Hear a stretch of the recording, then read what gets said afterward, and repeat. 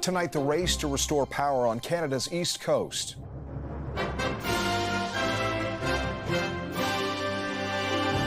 The battle to contain the flames. My heart dropped, I felt sick, I couldn't do anything, I couldn't function. With firefighters leaning heavily on Mother Nature. A stressful start to the summer travel season. Never know, it's just too much uncertainty. WestJet set to cancel flights ahead of the holiday weekend as it prepares for a strike. I'm just hoping that when we're trying to get back that it's going to be smooth. Troubles for the Trudeau government. A big by-election upset puts pressure on the Prime Minister. Vancouver's mayor working out of a jam. I'm training for the Fondo right now. Defending a decision to turn a City Hall boardroom into a personal gym. And next steps for the soccer stars. Even through adversity, we can battle, we can get results. The momentum behind Team Canada after a milestone win. It's David for Canada!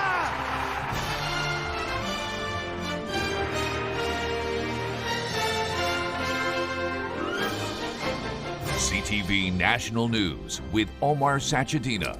Reporting tonight, John Ehrlichman.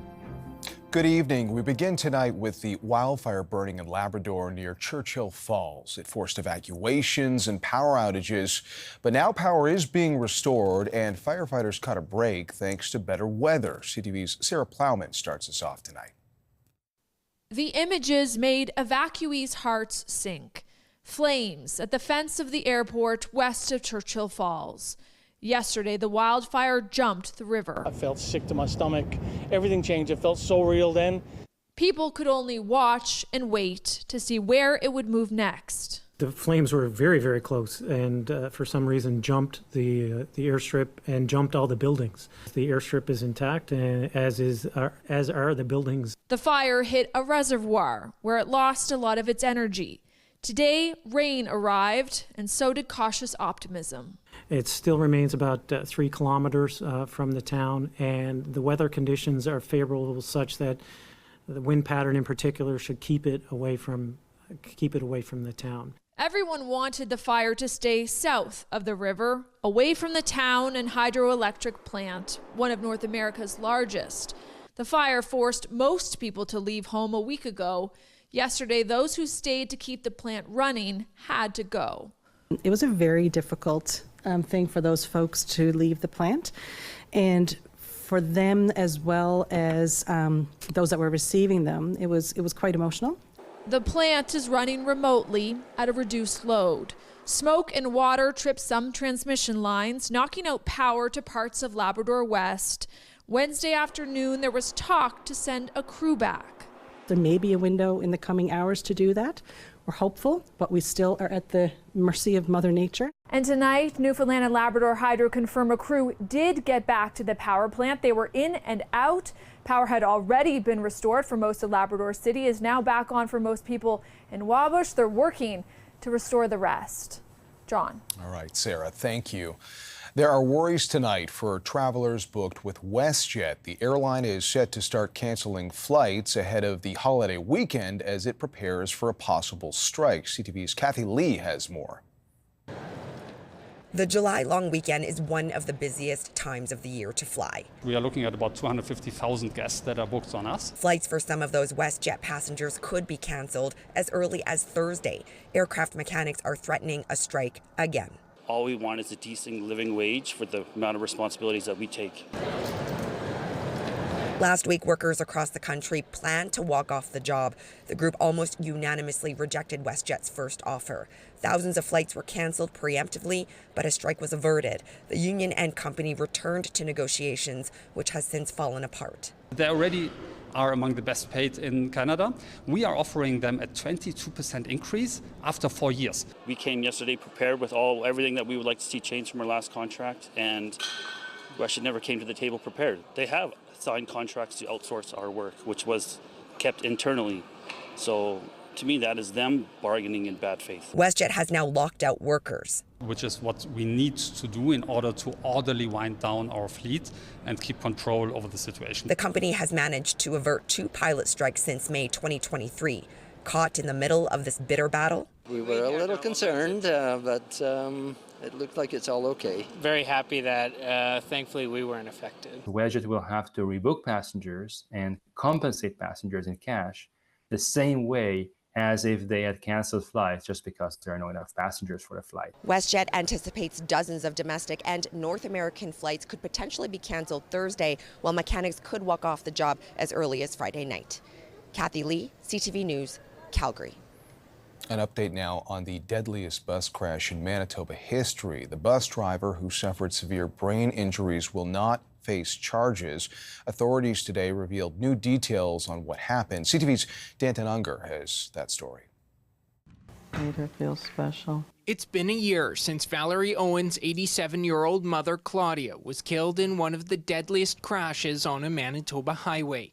1 year trying to cope and holding on to memories. She was lively, she liked color, she liked to dance, she liked music, she liked to go to church, she liked to sing. Her mother was among 17 killed when a bus carrying 24 Dauphin seniors collided with a semi on June 15th, 2023. No charges are being authorized in relation to the collision. Now, after 1 year, Mounties say their comprehensive investigation has wrapped up. I need to say this was a very tragic collision, and it happened because of a choice made by the bus driver.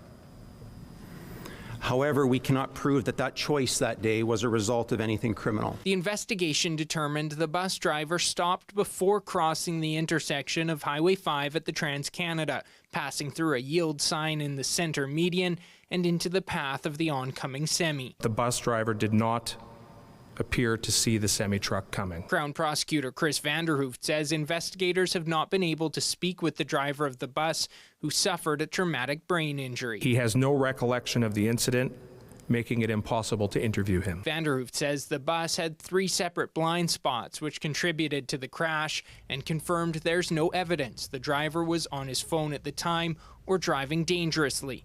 All this leading to the decision not to authorize charges under the Criminal Code or the Highway Traffic Act. While the Crown is certainly aware of the consequences of this mass casualty and the tragedy that the families have had and continue to deal with, there is no public interest in proceeding against the bus driver. This news bringing some level of closure to Owen and her family. I felt relief that there's an answer.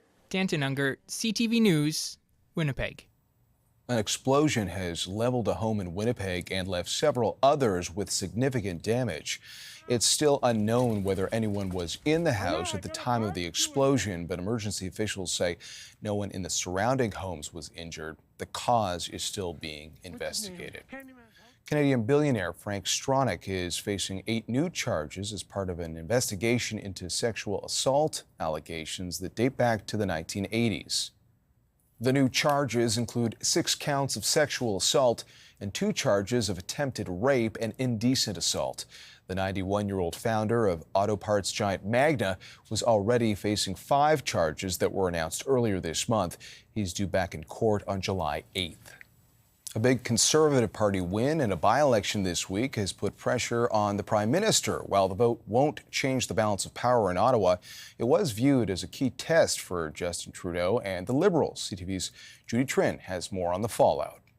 So over here. At this meeting of the country's environment ministers, conservation is on the agenda, but it's the preservation of power that dominates questions. I know enough about politics that one should be careful by drawing direct links between a by-election and a general election.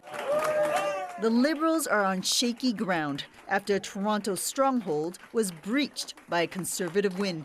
Behind the scenes, at least 4 Liberal MPs have told CTV News Justin Trudeau should step down. But the public message is different. I think he's the best place to beat Pierre Poilievre, who, as I've said publicly, is a fake. He doesn't present any concrete vision of Canada that I support. It's a guy full of slogans. Pierre Poilievre's messages are resonating, especially the promise to get rid of the carbon tax if elected. But Liberal strategists say changing the party's key climate policy won't help.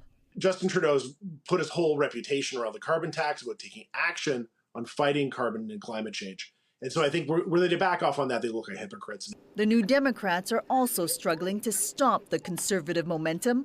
They only got 10% of the votes in the Toronto-St. Paul's by-election, in a riding they hold provincially. Then Liberals and Conservatives rewrote the rules. To boost support, the NDP are spending money on national ads. For the first time in almost a decade, we will be going into this campaign debt-free.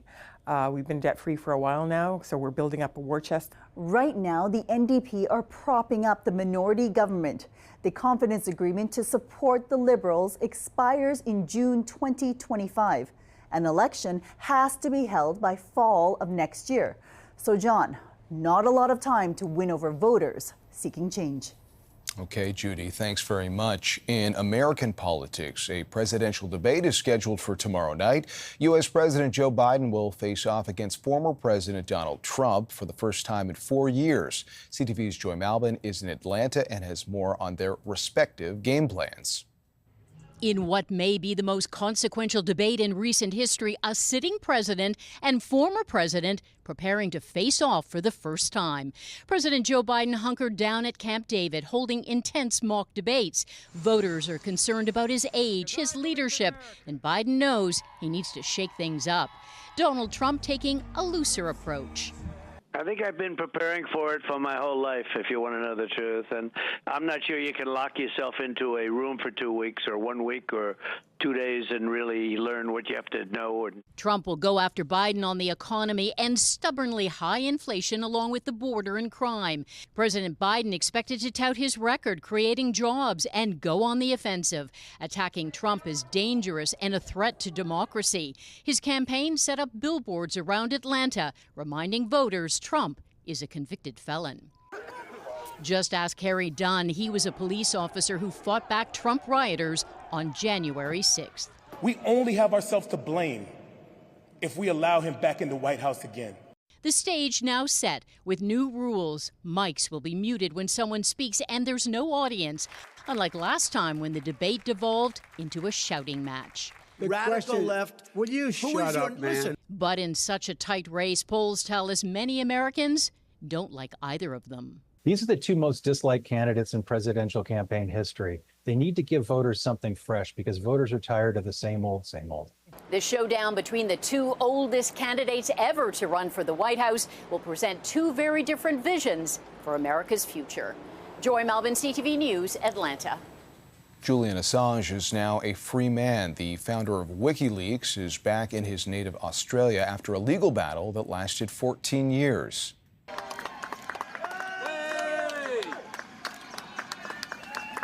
It was an emotional scene at the airport as Assange reunited with his wife and father. The 52-year-old was released after pleading guilty to violating U.S. espionage laws related to the 2010 WikiLeaks release of classified military documents. The United States originally wanted to put him in prison for life. He spent 7 years hiding from prosecutors in the Ecuadorian embassy in the UK and later spent 5 years in a British prison. In Kenya, the president now says he will not sign a new tax bill into law. It comes a day after the plan prompted deadly protests. I concede, and therefore I will not sign. Kenyans stormed the parliament building Tuesday as lawmakers passed the bill. The protest was the biggest uprising in decades. At least 23 people were killed and dozens wounded. The government wanted to raise taxes to help pay off debt, but protesters feared it would burden a population already grappling with soaring food prices and high unemployment. Soldiers in Bolivia stormed the presidential palace today in what the country's president called an attempt to overthrow his government. Armored vehicles rammed the doors of the palace, but the president named a new army commander who ordered troops to stand down. The former army general who led the coup attempt has been arrested. The rebellion followed months of tensions amongst political leaders and economic unrest. After more than 3 decades, the federal government has ended its temporary ban on northern cod fishing in Newfoundland and Labrador. Northern cod was once the backbone of the province's fishing industry, but overfishing, mismanagement, and a changing environment caused stock to collapse in the 1990s, prompting Ottawa to announce a moratorium. A commercial cod fishery will now be reestablished with a total allowable catch of 18,000 tons for the 2024 season. Coming up, a celebration in the sky. I've never seen as many aircraft organized in one big long line going past one spot in my life. A centennial salute to the past, present, and future of Canada's Air Force. Plus, pitch perfect in a historic win against Peru.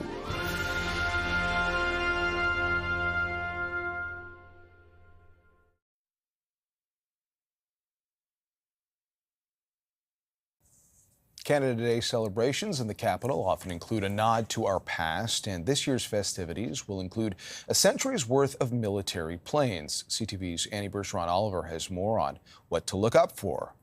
A rare gathering for this many Royal Canadian Air Force aircraft. With a plane and a helicopter from every fleet, this tarmac represents 100 years of Air Force history. I think a lot of Canadians don't realize how many aircraft we have in the RCAF and all the different roles that they do, and to see them all operating at the same time should be pretty neat. The roots of the Royal Canadian Air Force date back to the early 1900s, but until 1924, Canadians fought and served with the British. This year, that storied history will play out in the skies during a special Canada Day flypast.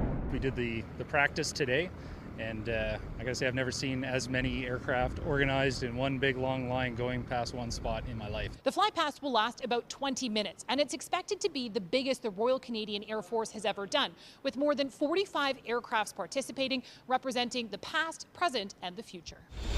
Among those taking flight, vintage wings, including the Finch, which was used as a trainer during the Second World War. Rob Barb flies the Ontario-made plane and expects this flight to be his most memorable. Even as I was flying today, the practice, I had to keep thinking to myself to enjoy this, because the timings are very exact. So you're trying to, do a good job, but you also have to take in the moment. Those at home will get to experience a bit of that feeling. A camera is being mounted inside a Griffin helicopter, so Canadians can also witness the celebrations from about 2,000 feet.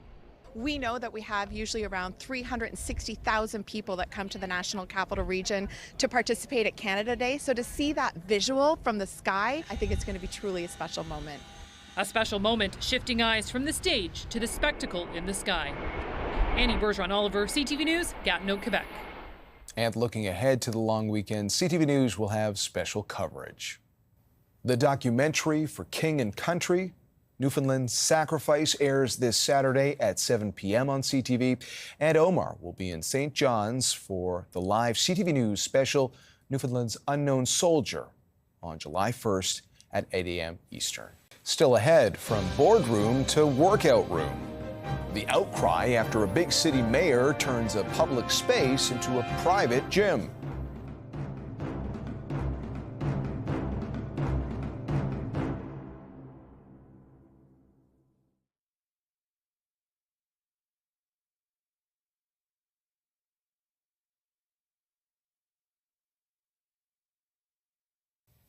The mayor of Vancouver has received a healthy dose of criticism after turning a meeting room at City Hall into a personal gym. CTV's Andrew Johnson has more on how that plan is working out.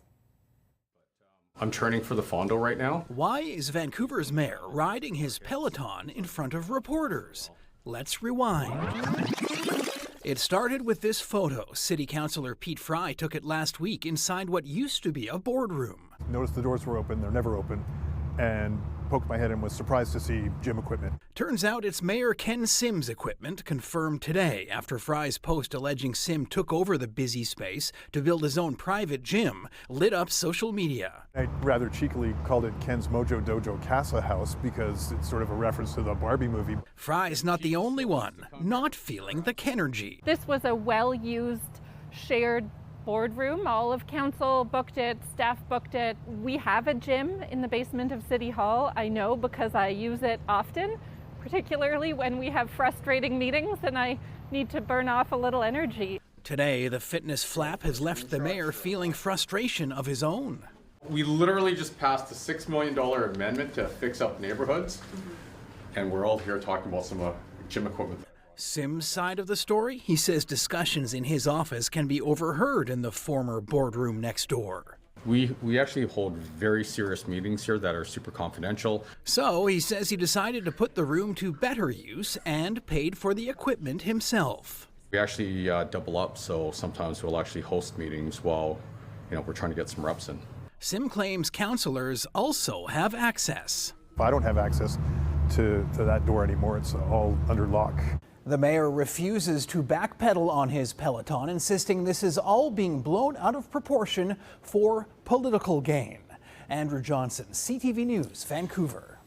It was a big night for a big guy. Toronto native Zach Edey, who is 7'4" and stood out in college at Purdue, is headed to the NBA. With the 9th pick in the 2024 NBA draft, the Memphis Grizzlies select Zach Edey. The 22-year-old is expected to play big minutes with Memphis, who won just 27 games last year. 19-year-old Spanish forward Zachary Risache was taken first overall by the Atlanta Hawks. The Toronto Raptors used their 19th pick to take shooting guard Jacoby Walter from Baylor University. After the break, beating the Heat and Peru at Copa America. A victory for Canada's men that's both historic and inspirational.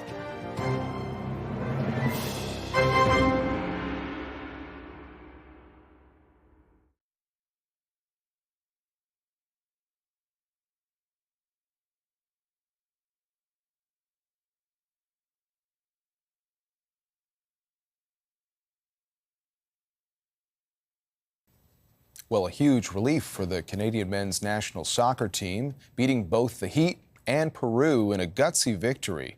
Here's CTV's Heather Wright on a win for the record books. It is a game that Canada cannot afford to lose. In the Kansas City Heat, Canada made history against Peru.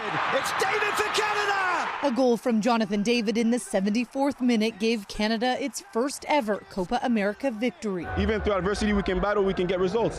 That's what it means. Obviously, there's still things to improve, and we know that. But the most important thing today was to assure ourselves that we can win a game.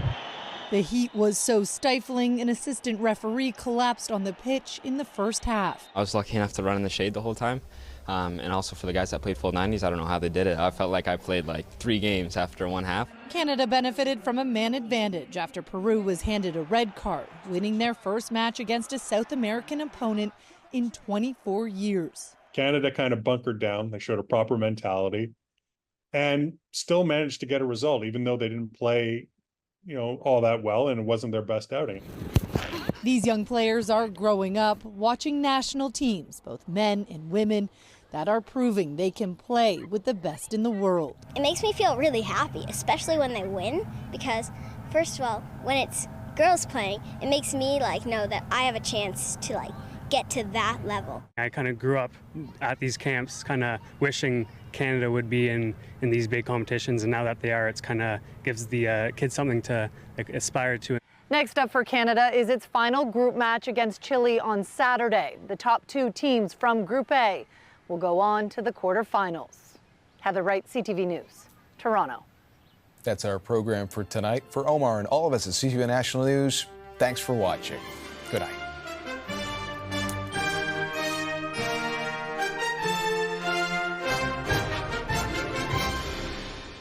CTV National News, Canada's #1 newscast.